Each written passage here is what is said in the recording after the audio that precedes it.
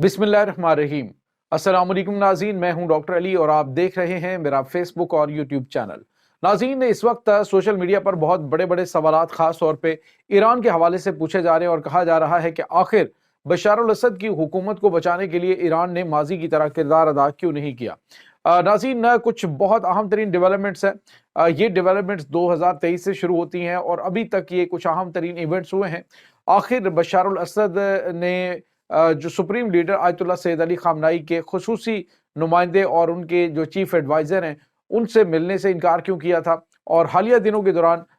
जो बशार अल असद है उसके और ईरान के दरमियान दूरियां किन किन चीज़ों पर पैदा हुई थी, ये तमाम तर डिटेल्स आपके साथ हम तफसील से शेयर करेंगे। इसको वीडियो को आखिर तक देखिएगा। आप एक कड़ी से कड़ी मिलाते जाएंगे तो आपको पता चलेगा कि आखिर हकायक क्या है। नाज़रीन, सबसे पहले हम आपसे गुजारिश ये करेंगे कि वीडियो की तफसील में जाने से पहले अगर आपने हमारे चैनल को सब्सक्राइब नहीं किया हुआ तो काइंडली इसको सब्सक्राइब कर लें और बेल आइकन को ज़रूर दबा दें ताकि हमारी आने वाली वीडियो सबसे पहले आप तक पहुंच सके। नाज़रीन, हम आपके शुक्रगुजार हैं जो आप हमारे वीलॉग्स को देखने के लिए वक्त निकालते हैं और कमेंट सेक्शन में अपनी मोहब्बतों का इजहार भी करते हैं। नाज़रीन, जो गज़ा के ताज़ा तरीन हालात है उसके हवाले से हमारा दूसरा चैनल है, डिस्क्रिप्शन में लिंक मौजूद है, उसको ज़्यादा से ज़्यादा लाइक करें, शेयर करें और उसको ज़्यादा से ज़्यादा सपोर्ट करें। आपका बहुत शुक्रिया। नाज़रीन, इस वक्त पूरे सोशल मीडिया के ऊपर एक ही सवाल गर्दिश कर रहा है और वो ये है कि आखिर ईरान ने शाम की मदद क्यों नहीं की। बशार अल असद की हुकूमत जो पहले गिरने वाली थी पिछले टेनोर के अंदर और वो रिजाइन करने वाला था, तो ऐन मौके पर रूस और ईरान ने उसको आकर बिल्कुल सहारा दिया और उसे कायम रखने में अहम किरदार अदा किया 2010 में, वरना बशार अल असद की हुकूमत गिर चुकी होती। अब नाज़रीन, जब ये बड़े बड़े सवालात पैदा हुए हैं तो आपको ये कुछ हकायक जानने की जरूरत है कि आखिर जो ग्राउंड फैक्ट्स हैं वो क्या थे। नाज़रीन, होता यूं है कि ईरान जो है वो इसराइल जो दहशतगर्द है वो दाखिल होते हैं और ईरान खामोशी से निकल जाता है और कोई किसी किस्म की कार्रवाई नहीं करता, कोई हमले नहीं करता। पासदाराने इनकलाब जो है किसी किस्म का कोई दहशतगर्दों के खिलाफ ऑपरेशन नहीं अंजाम देती। तो उसके पीछे कुछ अहम तरीन रीजन है। नाज़रीन, इसका आगाज होता है सन 2023 से। मार्च 2023 में जो बशार अल असद है वो अरब अमारात का दौरा करते हैं और उसके फौरी बाद मार्च के बाद मई में ये सऊदी अरब का विजिट करते हैं। ये दो विजिट इनके बड़े गेम चेंजर और यहीं से मामला जो है वो खराब होना शुरू होते हैं ईरान और शाम के साथ बशार अल असद के दरमियान। अब जरा गौर कीजिए कि अक्टूबर में यमन के हौसियों का यानी मई में विजिट किया जाता है। इस दौरान कुछ फ्रेमवर्क किया जाता है और फिर यमन के हौसियों का जो दफ्तर है, ये जो सरकारी दफ्तर उनका शाम के अंदर था, उसको बंद करवा दिया जाता है। बशार अल असद की जानिब से उसे बंद करवा दिया जाता है। तो इससे आप अंदाजा लगा सकते हैं कि सऊदी अरब और जो अरब अमारात है उनकी जानिब से क्या क्या मामलात किए गए थे। अरब अमारात ने नाज़रीन और सऊदी अरब ने शाम के ऊपर पाबंदियां लगा रखी हैं और उन पाबंदियों को खत्म करने के हवाले से उन्होंने कहा जी, पहला काम सऊदी अरब ने ये रखा जी कि आप इस तरह करें कि जो यमन के हौसी हैं ना उन्हें किक आउट करें वहां से और उनको सपोर्ट करना, उनके साथ ताल्लुकात रखना बंद करें। दूसरा जो काम था ईरान के हवाले से वो था पासदाराने इनकलाब की जो एक्टिविटीज है। तो नाज़रीन, उसके हवाले से जो इसने अरब अमारात ने इसराइली माँ के ऊपर या वट एवर उसके अपने भी डेफिनेटली तहफ़्फ़ुज़ात हैं, तो अरब अमारात ने कहा जी कि आप पे पाबंदियां हम खत्म करेंगे, आप ईरान जो है उसको आहिस्ता आहिस्ता किक आउट करें इससे शाम से।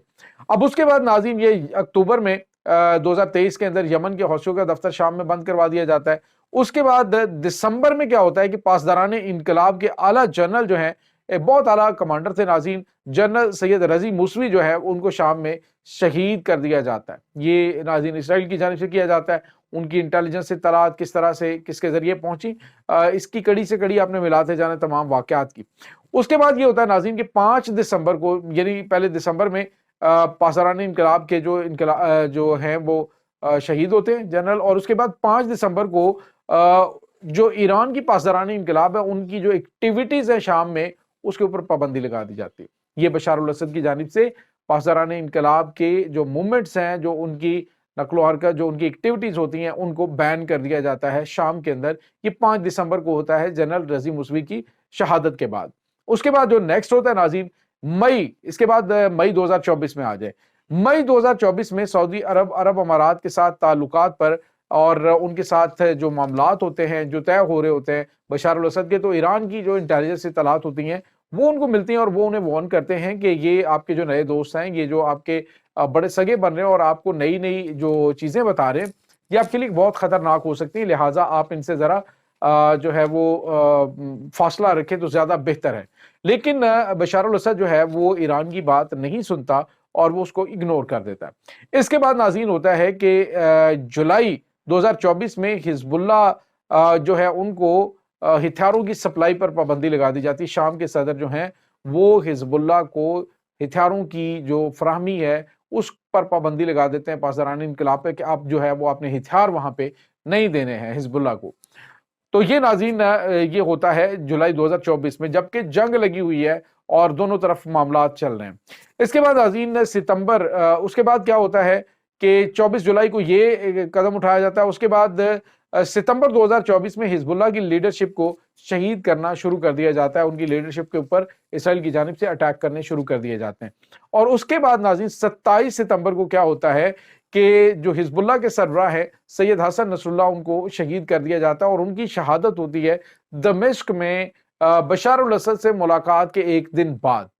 اب ان کے ساتھ کیا چیزیں ڈسکس ہوئی تھی، کیا کیا معاملات ہوئے تھے، یہ آپ نے ذرا تھوڑا سا ایک کڑی سے کڑی ملانی ہے کہ جب یہ ملاقات ہوتی ہے اس کے ایک دن بعد جو ہے وہ سید حسن نصر اللہ ان کو شہید کر دیا جاتا ہے۔ سوال یہ پیدا ہوتا ہے کہ کیا اس دوران کوئی ڈیوائس ان کے ڈریس یا پھر کسی بھی چیز طریقے سے ان کے ساتھ منسلک کی جاتی ہے جس سے ان کی لوکیشن کو ٹریس کیا جا سکے، یا کیا معاملہ کیا گیا؟ بہرحال ناظرین دال میں کچھ کالا ضرور ہے کہ ایک دن ملاقات کے بعد حسن نصر اللہ کی شہادت ہوتی ہے 27 ستمبر کو۔ اس کے بعد ناظرین اگلا جو ہے وہ کیا ہوتا ہے کہ اکتوبر 2024 میں کیا ہوتا ہے، سپٹمبر کے بعد آپ اکتوبر میں آ جائیں۔ اکتوبر 2024 میں ایران جو ہے وہ بشار الاسد کو بتاتے ہیں کہ ادلب کے اندر ترکی کی سربراہی میں جو دہشت گرد ہیں وہ منظم ہو رہے ہیں اور وہ اٹیک کرنے جا رہے ہیں، لیکن بشار الاسد کہتے ہیں جی کہ مجھے ترکی نے گارنٹی دی ہوئی ہے اور میرے معاملات طے ہیں، لہٰذا اس میں وہ اگنور کر دیتا ہے اس کی جو تھریٹس ہوتے ہیں جو ایران کی جانب سے ان کو بتائے جاتے ہیں، تو اس پہ بشار الاسد جو ہے وہ کان دھرنے کی بجائے بالکل اپنے آپ کو کہتا ہے جی کہ میرے معاملات ہوئے میں آپ کی جو اطلاعات ہیں ان کو وہ اگنور کر دیتا ہے۔ اس کے بعد ناظرین جو اگلا کام ہوتا ہے وہ یہ کہ 4 اکتوبر کو سپریم لیڈر کے ایڈوائزر علی لارنجانی جو ہیں وہ بشار الاسد سے ملاقات کرتے ہیں اور اس ملاقات میں دہشت گردوں کو ختم کرنے کے منصوبے کے حوالے سے انہیں بتایا جاتا ہے کہ اس وقت کچھ گراؤنڈ فیکٹس یہ ہیں کہ خطرات تمہارے سر پہ پہنچ چکے ہیں، عنقریب دہشت گرد جو ہے وہ یہاں پہ آ جائیں گے، ہماری پلاننگ یہ ہے کہ اس طرح سے ان کو جا لیں اور ان کے اوپر اٹیک کر کے ان کو ختم کر دیں۔ لیکن بشار الاسد اس کو ریجیکٹ کر دیتا ہے، وہ کہتا ہے جی کہ نہیں، میرے معاملات طے ہیں، میرے پاس گارنٹی ہے۔ یعنی گارنٹی کس کی تھی؟ سعودی عرب تھی، عرب امارات کی اور ترکی کی، اور ترکی جو ہے وہ اندر سے اس کی جڑیں کاٹ رہا تھا۔ اب اگلا کیا ہوتا ہے ناظرین ایونٹ کے 4 اکتوبر کے بعد جو ہے وہ 4 اکتوبر کو علی لارنجانی جو ہے وہ حزب اللہ اس کے جو سپریم لیڈر آیت اللہ سید علی خامنائی کے چیف ایڈوائزر ہیں وہ آتے ہیں، ملاقات کر کے اس کو چیزیں سمجھانے کی کوشش کرتے ہیں، لیکن بشار الاسد کو سمجھ نہیں آتی اور وہ چلا جاتا ہے۔ اس کے بعد ناظرین 30 نومبر کو بشار الاسد کی فوج جو ہے وہ 30 نومبر کو بشار الاسد کی فوج حلب کا میدان جو ہے اس کو چھوڑ دیتی ہے، بنا جنگ لڑے پیچھے ہٹ جاتی ہے 30 نومبر کو۔ اس کے بعد جو اگلا ایونٹ ہوتا ہے وہ یہ کہ اتوار کو 1 دسمبر کو عباس عراقچی جو ہے وہ اکتوبر کے بعد یہ دسمبر میں وزٹ کرتے ہیں شام کا، اور شام میں بشار الاسد سے ملاقات کرتے ہیں اور ملاقات کر کے اس کو تمام خطرات اور تمام تر چیزوں سے آگاہ کرتے ہیں اور اس کو سجیشن دیتے ہیں کہ ہم یہاں سے شام کے اوپر حملہ کرتے ہیں، گولان ہائٹس سے ہم اٹیک کرتے ہیں اور اسرائیل کے اوپر، اور ان دہشت گردوں کو بھی ہم حلب سے آگے نہیں آنے دیں گے، ان کو پیچھے ہم دھکیل دیں گے، تم اس چیز کی پرمیشن دو۔ لیکن ناظرین جو شامی صدر بشار الاسد ہے وہ اس سجیشن کو ریجیکٹ کر دیتا ہے۔ اس کے بعد ناظرین ہوتا یہ ہے کہ 3 دسمبر کو ہوتا یہ ہے کہ ایران کے جو پاسداران انقلاب کے بڑے اہم چیف ہے، جن کو آپ یوں کہہ لیجئے کہ قاسم سلیمانی 2 کہا جاتا ہے اور نام ان کا جنرل جاوید غفاری ہے، ان کو حالات کا جائزہ لینے کے لیے ایران شام میں بھیجتا ہے، اور شام میں پہنچ کر جو ان کی جانب سے جنرل جاوید غفاری کی جانب سے رپورٹ دی جاتی ہے، چونکہ یہ دستے راست رہے ہیں جنرل قاسم سلیمانی کے اور شام کے محاذ کو انہیں بہت اچھی طرح سے اندازہ ہے، تو جنرل جاوید غفاری جو ہیں وہ بتاتے ہیں ایران کو، جو رپورٹ کرتے ہیں وہ یہ کہ بشار الاسد کی فوجیں جو ہیں وہ بالکل کوئی جنگ نہیں لڑ رہی، وہ مکمل طور پہ ناکام ہو چکی ہے، اور بشار الاسد جو ہے وہ بھی لڑائی کے موڈ میں نہیں ہے، اس کا لڑنے کا دل ہی کوئی نہیں ہے کہ وہ کوئی جنگ کو لڑے یا پھر کوئی ریزسٹ کرے۔ تو اس کے بعد کیا ہوتا ہے کہ 6 دسمبر بروز جمعہ اسد بشار الاسد جو ہے ان سے ملنے کے لیے آخری کوشش کے لیے سپریم لیڈر آیت اللہ سید علی خامنائی کے چیف ایڈوائزر جو ہیں وہ شام آتے ہیں، اور شام میں آ کے تو انہوں نے ملنا چاہا تو بشار الاسد نے سپریم لیڈر کے جو یہ چیف ایڈوائزر، ناظرین یہ بڑا اہم ترین عہدہ ہے اور اس کو بڑی رسپیکٹ سے دیکھا جاتا ہے، لیکن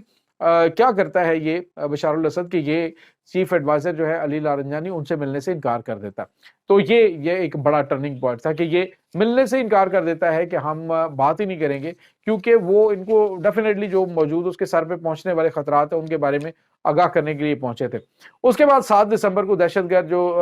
جولانی کی سربراہی میں دمشق میں داخل ہو جاتے ہیں، اور 7 دسمبر کو ہی جو بشار الاسد ہے وہ رشیا کے لیے کوچ کر جاتا ہے فیملی کے ساتھ، اور اس کے ساتھ ہی 54 سالہ جو اقتدار تھا بشار الاسد خاندان کا وہ ناظرین یہاں سے ختم ہو جاتا ہے۔ اب ناظرین یہاں پہ ایک اور بہت بڑا سوال ہے، بہت سارے لوگ اس پہ کہتے ہیں کہ جی یہ جو بشار الاسد ہے یہ شیعہ تھا، تو ناظرین یہ علوی ہیں، اور علوی جو عقیدہ ہے یا علوی عقیدہ ناظرین میں آپ کو یہ بتاتا چلوں کہ یہ مولا علی علیہ السلام جو ہے ان کے حوالے سے ان کو بلکہ دوسرے لفظوں میں نصیری کہا جاتا ہے، اور اہل تشیع کے اندر شیعہ کمیونٹی کے اندر انہیں اچھا نہیں سمجھا جاتا۔ اس کی وجہ کیا ہے؟ اس کی وجہ یہ ہے کہ خدا نہ یہ اللہ رب العزت کے بعد یہ جو مولا علی علیہ السلام کی ذات ہے ان کو سب سے معتبر، یعنی کہ ایون نبی پاک صلی اللہ علیہ وسلم سے نعوذ باللہ یہ معتبر سمجھتے ہیں، تو اس کو اہل تشیع کمیونٹی جو ہے وہ ڈس آن کرتی ہے۔ لیکن کیونکہ یہ کمیونٹی جو نصیری کے نام سے بھی انہیں جانا جاتا ہے کہ جو نعوذ باللہ ایسے بھی ہیں کہ جو اس میں جو نصیری قبیلہ ہے وہ یہ کہتے ہیں کہ مولا علی رب ہیں، تو یہ یعنی انہیں اللہ قرار دیا جاتا ہے یہ ان کے فرقے کے اندر۔ تو جو علوی فرقہ ہے وہ ناظرین اہل تشیع نہیں ہے، وہ ان کا لبادہ انہوں نے اوڑا ہوتا ہے، لیکن ادروائز ان کا اہل تشیع انہیں مسلم بھی نہیں مانتے۔ تو یہ اس وقت ناظرین کچھ چیزیں تھیں، کچھ کوشچنز سے جو متواتر کیے جا رہے تھے سوشل میڈیا پہ، تو یہ حقائق ہیں، یہ وہ فیکٹ ہیں جس کی بنا پہ ایران جو ہے وہ آگے نہیں آیا، کیونکہ بشار الاسد کے ساتھ ان کا پھڈا کافی ٹائم سے چل رہا تھا۔ بشار الاسد جو ہے اس نے خطرات کو بھانپنے کی بجائے اس نے سمجھا کہ شاید سعودی عرب امارات جو ہیں وہ میرے لیے بہتر ہیں، لیکن اسے نہیں پتا تھا کہ جو دوست اور دشمن کی کیا پہچان ہے، دوست کون ہے دشمن کون ہے۔ ایران اسے مسلسل آگاہ کرتا رہا خطرات سے، اسے کہتا رہا۔ جب 7 اکتوبر کو اٹیک ہوا تو تب بھی ایران نے کہا کہ ہمیں گولان ہائٹ سے اٹیک کرنے کی پرمیشن دو، اور ایک اور ان کا فرنٹ کھل جائے گا تو ان کا زور ٹوٹ جائے گا جو غزہ کے اوپر حملے کیے جا رہے ہیں۔ لیکن بشار الاسد نے اس کی پرمیشن نہیں دی، اور ڈیفینیٹلی اس کو یہ کہا جا رہا تھا کہ تمہیں ایران جو ہے وہ کھا رہا ہے، تمہیں ایران تباہ کر رہا ہے، تمہیں برباد کر رہا ہے، لیکن اس کا نتیجہ کیا نکلا کہ بشار الاسد کو یہاں سے بھاگنا پڑا۔ یہ ناظرین فیکٹس ہیں، یہ حقائق ہیں۔ اس تمام صورتحال کے بارے میں آپ کا کیا کہنا ہے؟ کمنٹ سیکشن میں اپنے خیالات کا اظہار ضرور کیجیے گا۔ انشاءاللہ بہت جلد ملتے ہیں ایک نئی ویڈیو میں، تب تک کے لیے اپنا بہت سارا خیال رکھیے گا۔ اللہ حافظ۔